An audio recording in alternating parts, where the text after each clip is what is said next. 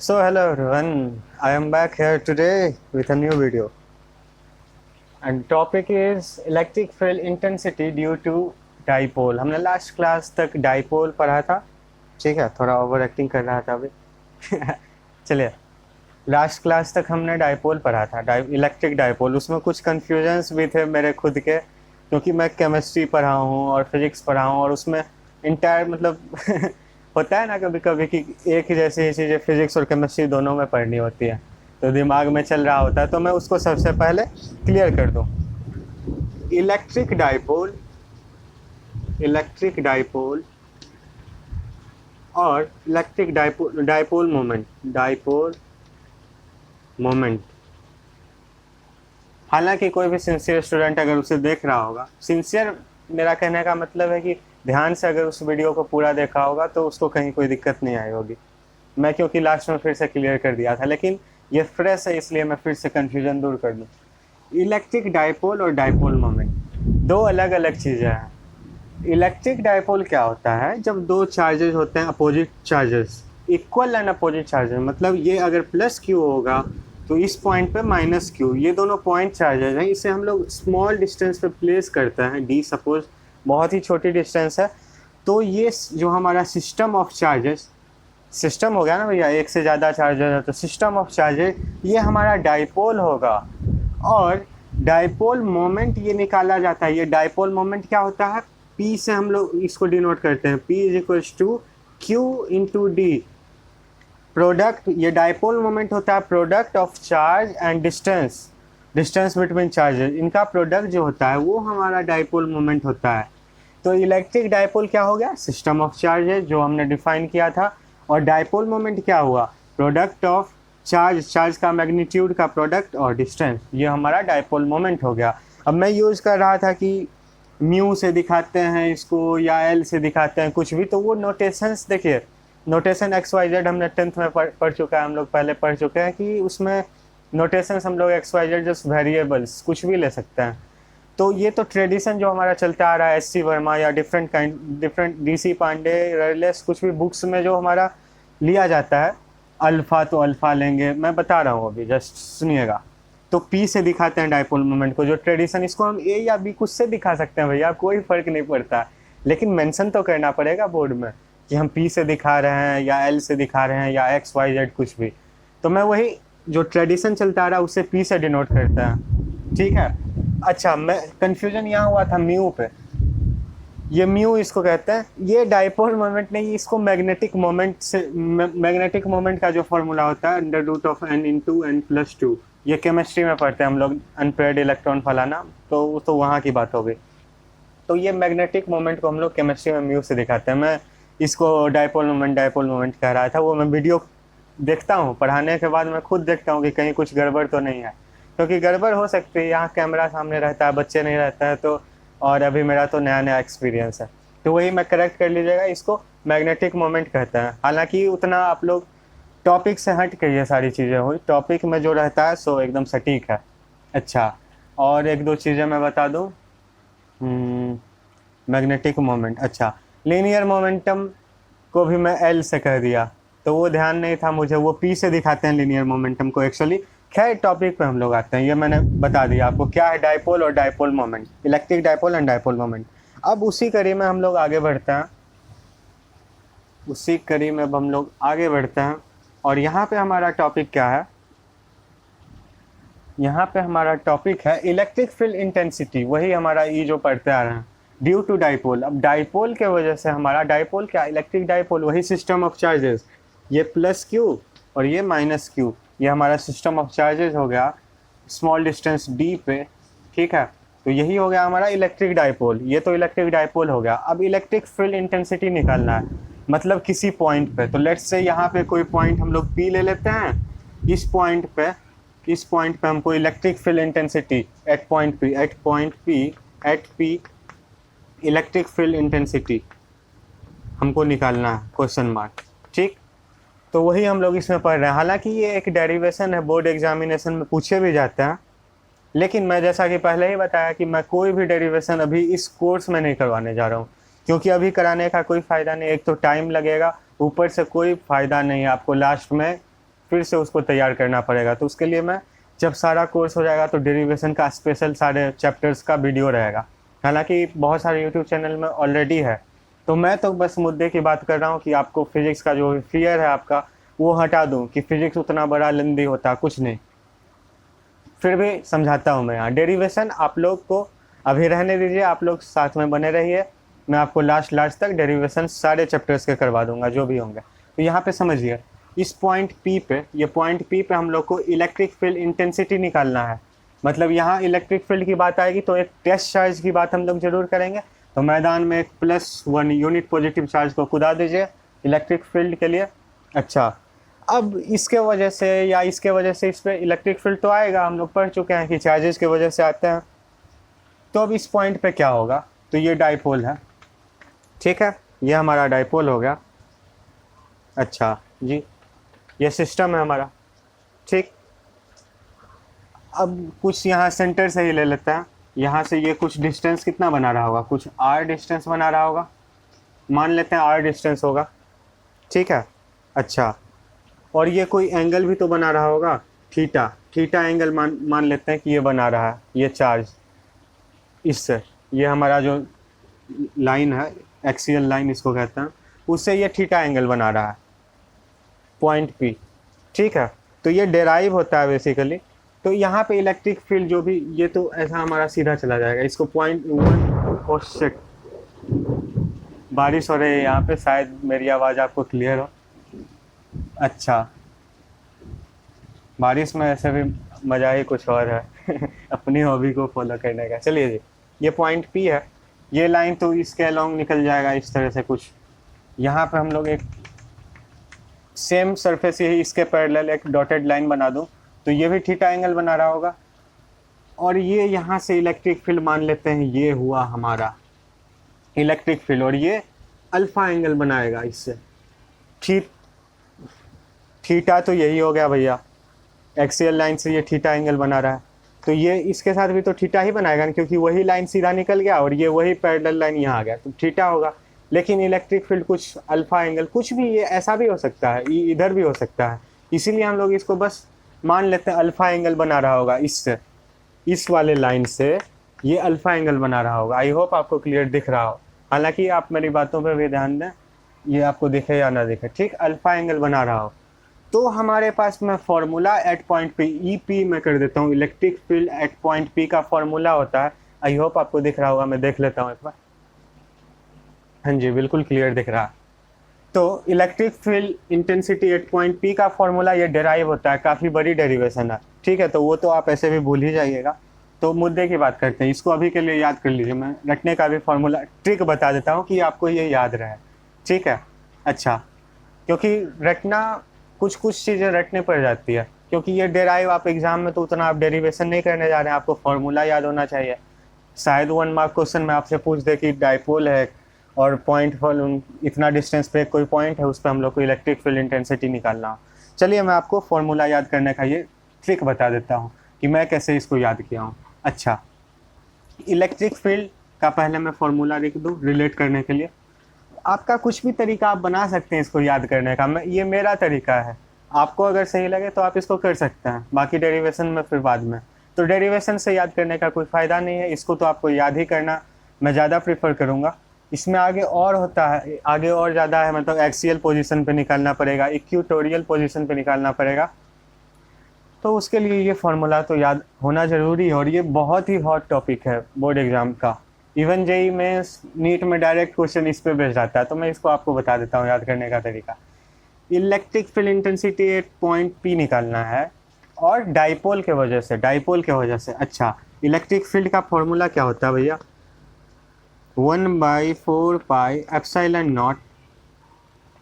Not Q into 1 क्या unit positive charge के लिए निकालता है ना, तो 1 कर दिया अपॉन r² होता है। ये मैं बस याद करने के लिए बता रहा हूँ आपको, बाकी आप लोग टेंशन मत लीजिएगा कि ये क्या हो गया, याद करने का बस तरीका मैं बता रहा हूँ। अच्छा, अब इसको वेक्टर फॉर्म में रिप्रेजेंट करने के लिए मैं क्या बताया था, ये r कैप जो भी होता है इसका क्या होता है, r vector upon magnitude of r, इसका यूनिट वेक्टर डायरेक्शन इसके अलॉन्ग होता है ना इलेक्ट्रिक फील्ड में, जो हम लोग वेक्टर फॉर्म पर रहते हैं, तो ऊपर r से मल्टीप्लाई करेंगे, ऊपर r से मल्टीप्लाई करेंगे r वेक्टर से, और नीचे मैग्नीट्यूड ऑफ r मतलब r क्यूब हो जाएगा, सिंपल वेक्टर फॉर्म।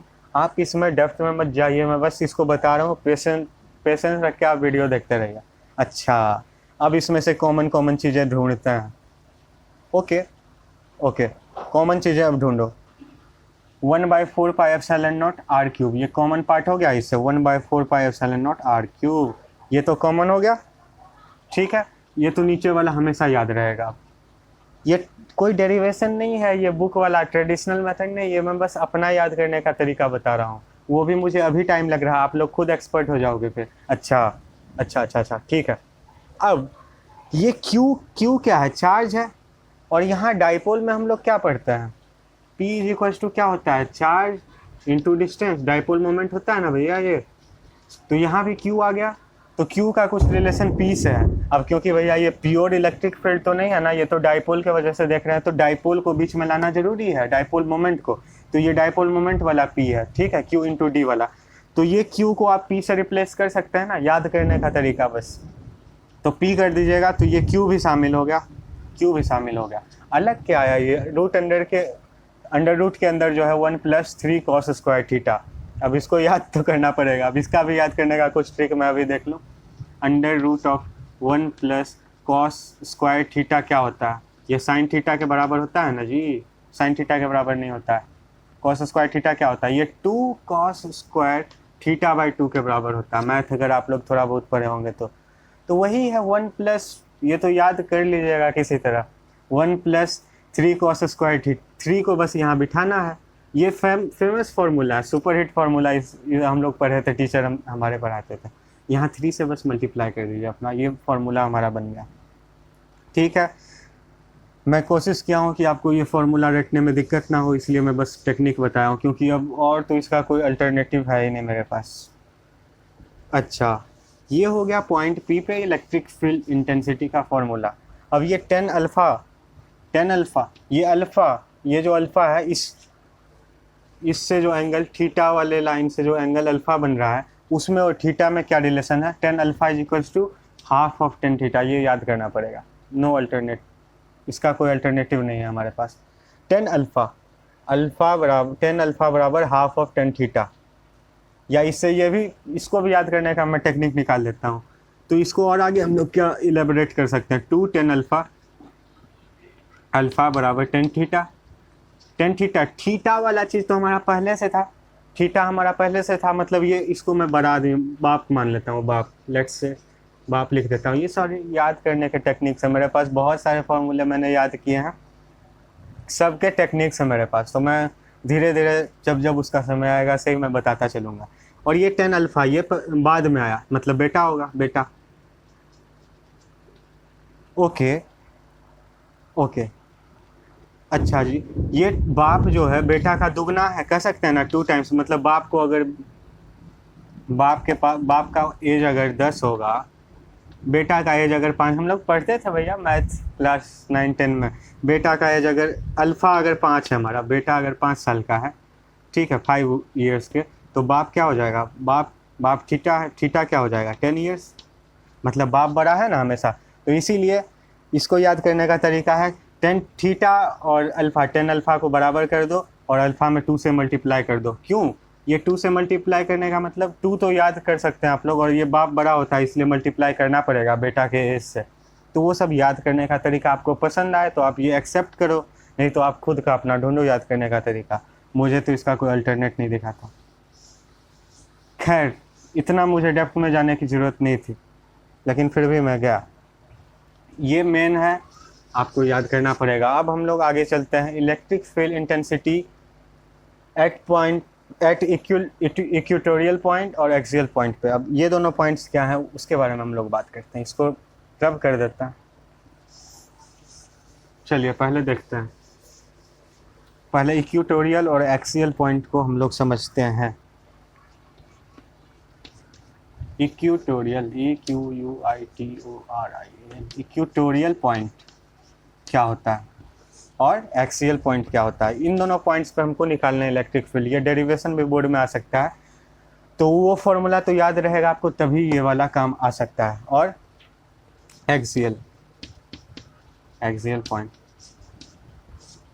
एक्चुअली मैं ऑनेस्टली बताऊं तो वो जो मैं फॉर्मूला लिखा था अभी वो मुझे खुद याद नहीं था, लेकिन मैं इसलिए पहले से लिख दिया था कि क्योंकि अब याद करना आप भूल भी सकते हैं, लेकिन फिर मैं सोचा कि स्टूडेंट्स को तो याद करना पड़ेगा, नहीं तो फिर क्या फ़ायदा, कोई उसको पढ़ा रहा है अब अगर उसको प्रॉब्लम ही हो उसको याद करना में। इसलिए मैं अभी देखते देखते उसको ट्रिक बनाया, रिलेट किया खुद से कि इलेक्ट्रिक फील्ड का ये फार्मूला होता है तो हम लोग उससे रिलेट कर सकते हैं। तो अब देखिए, अब मैं लिखे हुए नहीं हूँ, अब फार्मूला मैं लिखता हूँ और आप लोग भी ध्यान दीजिएगा। जो हमारा इनिशियल फार्मूला क्या था, electric field at point P का फार्मूला, वही जो मैं उधर लिखा था। अब याद करें अब कैसे कैसे कैसे कैसे याद आएगा। उसके लिए इलेक्ट्रिक फील्ड का फॉर्मूला जो जनरल इलेक्ट्रिक फील्ड का होता है क्या, 1/4 pi epsilon naught Q upon R square होता है। अब इसका मैं क्या बोला था, वेक्टर फॉर्म लिखेंगे। वेक्टर फॉर्म में आर वेक्टर से मल्टीप्लाई और नीचे क्या आर क्यूब हो जाएगा। कॉमन पार्ट क्या था, नीचे वाला कॉमन पार्ट था, तो नीचे वाला पहले लिख लेते हैं। अपॉन के अंदर 4 pi epsilon naught R cube, ये कॉमन पार्ट था। और क्या था, क्यू को हम किससे रिप्लेस किए थे, पी से, क्योंकि P is equals to Q D होता है, तो ऊपर यहाँ पी लिखेंगे। और क्या था भैया मिसिंग, और क्या मिस था, अंडर रूट के अंदर वही कॉस स्क्वायर वाला formula 1 plus cos square theta था ना, और ये कॉस स्क्वायर थीटा मल्टीप्लाइड था 3 से। ये था electric field at point P का फॉर्मूला। मैंने अभी हेल्प नहीं लिया देखने का, मैं मैच कर लेता हूँ, ये सही तो मैं लिखा हूँ ना, P into root under 1 plus 3 cos square theta 4 pi epsilon naught R cube. Okay चलिए, ये तो हो गया पॉइंट पी का फॉर्मूला। और एक टेन अल्फा का रिलेशन भी था, वो भी आप लोग कभी नहीं भूलिएगा। ये देखिए, अब मुझे लगता है कि ये फार्मूला मैं खुद कभी नहीं भूलूंगा अब ऐसे ही, मतलब यही फ़ायदा है पढ़ाने का, ये ग्रोथ होते जाता है। मतलब ये मैं पढ़ा रहा हूँ इसलिए नहीं कि मुझे यूट्यूब पे फेमस होना है या मुझे यूट्यूबर बनना है, ये मेरा खुद का ग्रोथ हो रहा है भाई। कैमरा के सामने आके बोल रहा हूँ इतना, इसके लिए भी हिम्मत चाहिए। और कुछ पढ़ा रहा हूँ, मतलब कोई आपको गलत कंटेंट तो डिलीवर नहीं कर सकता ऐसे ही सोशल प्लेटफॉर्म पे। तो खैर वो बात की बात, धीरे धीरे। अच्छा, अब हम लोग आते हैं अपने पॉइंट पे। ये तो हमने लिख दिया फॉर्मूला। अब इक्वेटोरियल पॉइंट क्या होता है और एक्सियल पॉइंट क्या होता है। एक्सियल पॉइंट होता है इस एक्सिस, ये डाइपोल वाले एक्सिस पे ही वो पॉइंट कहीं होगा, एक्सियल वाला पॉइंट। ये पॉइंट भी एक्सियल है, ये भी एक्सियल है, ये भी एक्सियल है। ये एक्सियल नहीं है क्योंकि ये एक्सिस पे नहीं लाई कर रहा है। ये चार्जेस जो हमारा सिस्टम ऑफ चार्जेस, उसके एक्सिस पे ये लाई नहीं कर रहा है ये वाला पॉइंट, तो ये एक्सियल नहीं है। लेकिन ये पॉइंट पे जो भी लाई करेगा वो एक्सियल होगा। तो एक्सियल पॉइंट में क्या होता है, थीटा की वैल्यू 0 हो जाएगी, क्योंकि ये जो एक्सियल पॉइंट, सपोज ये पी यहाँ था, अब ये पी यहाँ आ जाएगा तो ये इस पे गिर जाएगा, मतलब 0 डिग्री हो जाएगा ना। ये तो एंगल कोई रहेगा ही नहीं, पी पॉइंट और इसके बीच कोई एंगल नहीं, तो theta is equals to 0 degree, theta is equals to 0 हो जाएगा ना एक्सियल पॉइंट पे। और इक्वेटोरियल पॉइंट क्या होता है, इक्वेटोरियल होता है यही पॉइंट पी बिल्कुल बिल्कुल बिल्कुल परपेंडिकुलर वाले लाइन पे या एक्सिस पे लाई करे, इस एक्सिस पे लाई करेगा पॉइंट पी। ये एक्सिस तो हमेशा परपेंडिकुलर रहेगा, तो इस एक्सिस पे कहीं भी पॉइंट पी हमारा रहेगा, मतलब π/2 और 90 डिग्री और 90 डिग्री, ये हमारा एक्सियल पॉइंट होता, इक्वेटोरियल पॉइंट होता है। एक्सिस अलग चीज़ है और एक्सियल अलग चीज़ है, ठीक। मतलब यहाँ पे भी मैं एक्सिस का वर्ड यूज इसलिए किया हूँ कि ये इस वाले एक्सिस पे, लेट्स से ये कोऑर्डिनेट सिस्टम है, तो ये ऊपर y होता है, ये x होता है, तो इसके रेफरेंस लेके मैं बता दूँ, ये y एक्सिस हमारा है ना, y एक्सिस पे जो भी पॉइंट लाई करेगा वो इक्वेटोरियल होगा, और x एक्सिस पे जो भी लाई करेगा वो एक्सियल होगा, ठीक। एक्सियल, अब याद करने का तरीका देखिए, यहीं से निकल गया अभी मेरे बोलते बोलते खुद से।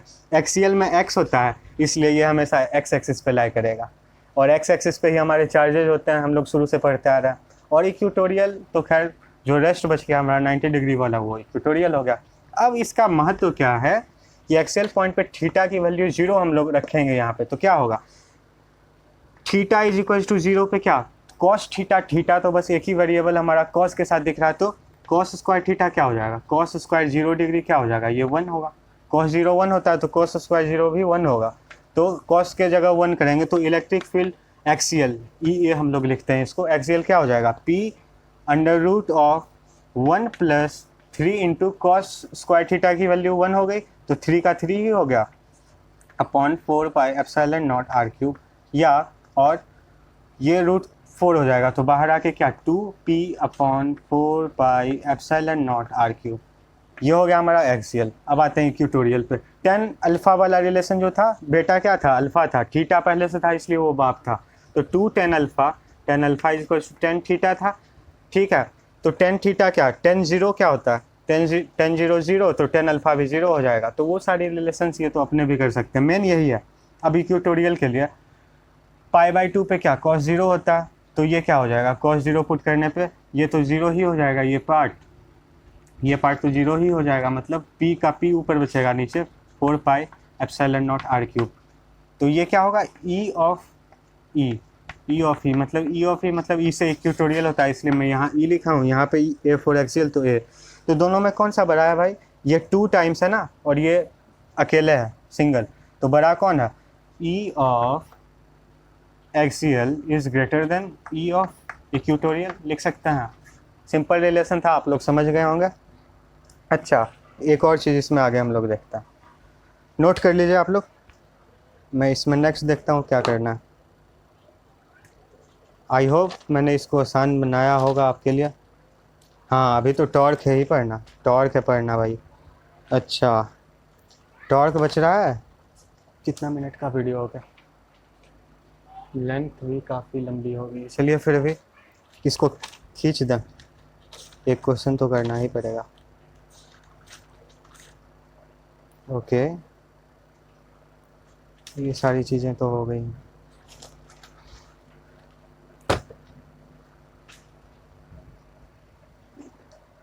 टॉर्क को हम लोग, चलिए तो आज के लिए इतना ही रहता है, वीडियो की लेंथ काफ़ी लंबी हो गई है, 20 मिनट से ज़्यादा, तो अपलोड करने में भी टाइम लग जाता है। तो नेक्स्ट क्लास में हम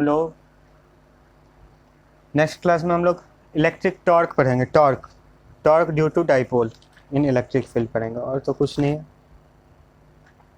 torque on electric dipole in uniform electric field पढ़ेंगे, टॉर्क के बारे में। तो अभी के लिए इतना ही रहने देता है, बाय बाय।